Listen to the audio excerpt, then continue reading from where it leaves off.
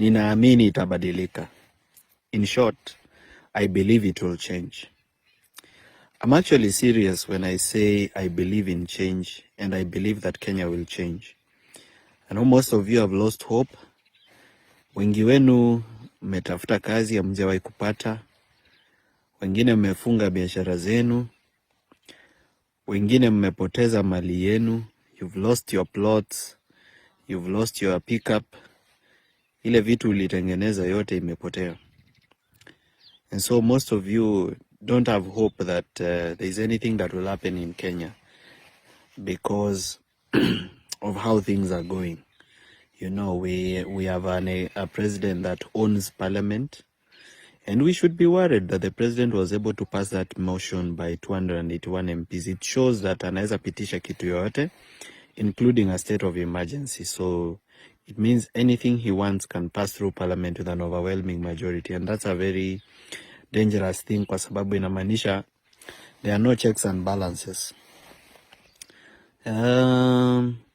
Most of you have given up hope because even when you look at some of the decisions that come from our court, unapata some of the decisions are actually rolling us backwards. But why do I believe that Kenya will change? Mimi ninaamini itabadilika. Ninaamini itabadilika because Kenyans have started changing. You know, the biggest problem has always been the citizens. Sio viongozi. Ni Wakenya wenyewe. Wakenya wenyewe kwa sababu ya ukabila, kusema huyu ni mtu wetu, huyu ni mtu wa kabila yetu, yeye ndiye atatusaidia. Lakini Wakenya wengi, if you look even at the random views from public participation, most of the people, they have gotten over tribalism. And most are coming out of tribalism. The other thing is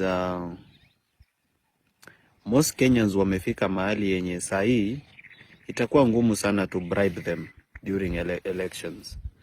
They have seen how much pain bribery causes to them. Mtu anawanunulia leso, anawapea mwavuli, yeah, and they've started seeing how it is affecting their life, how we get bad leadership. Mimi chenye naweza waambia from where I am in my rest and holiday, this is what I can tell you. Bad leaders come from bad citizens.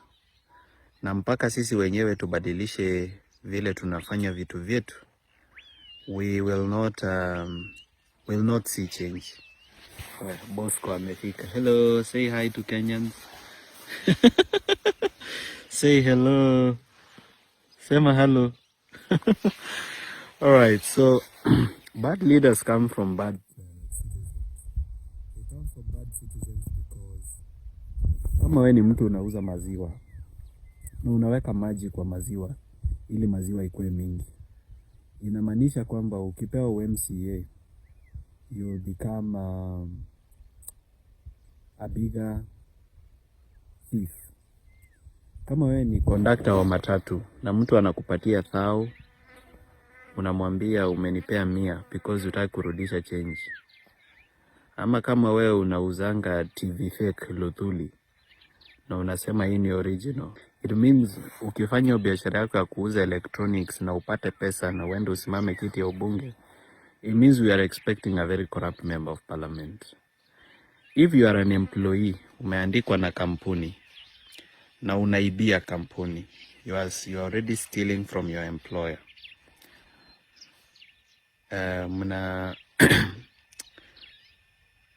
It actually shows that if you are given leadership, hata wewe utakuwa even more corrupt.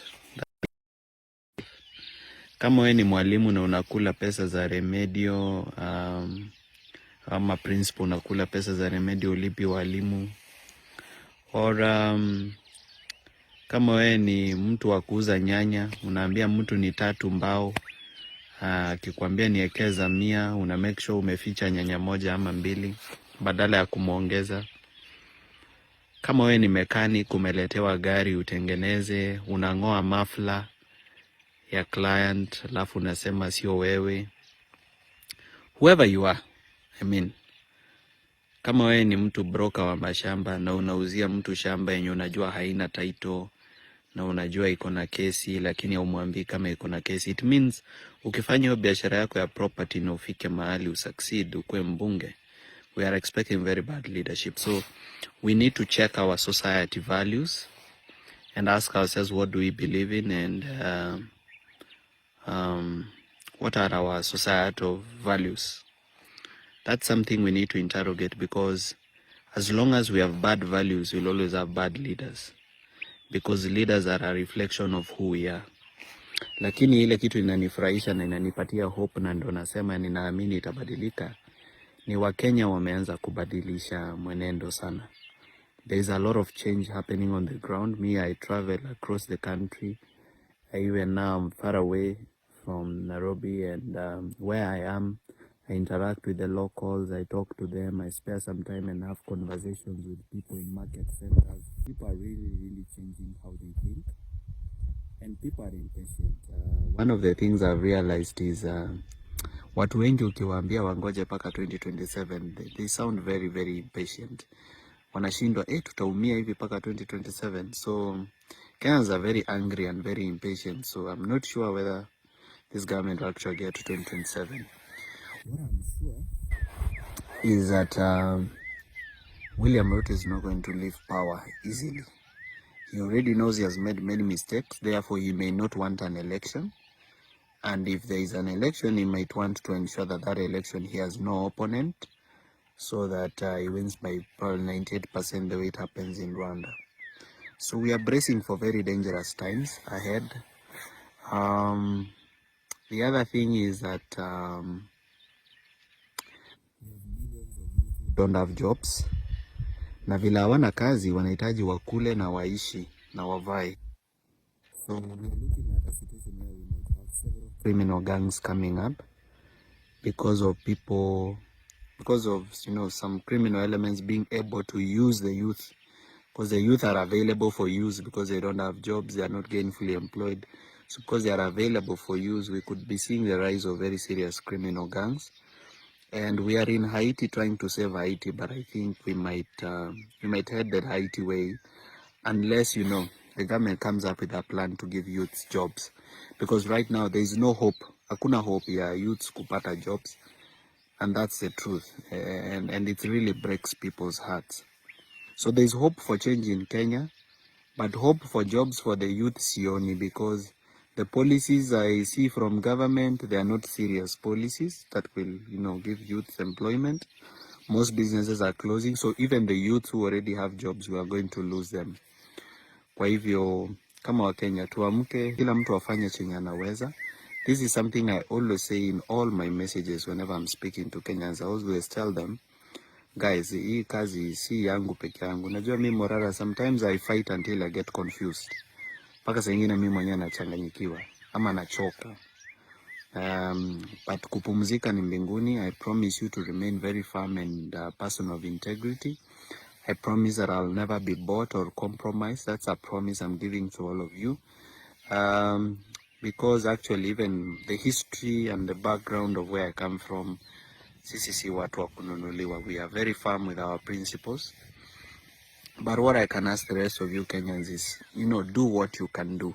For the diaspora, the most you can do is make sure as your people at home wanawaitisha pesa for this and that, you attach conditions. The same way US ikitupea pesa huwa ina attach conditions to it. Attach conditions. Tell them we need change in Kenya. Talk to your families back at home. Talk in WhatsApp groups. For those who are providing funding for activities in Kenya, not just for me.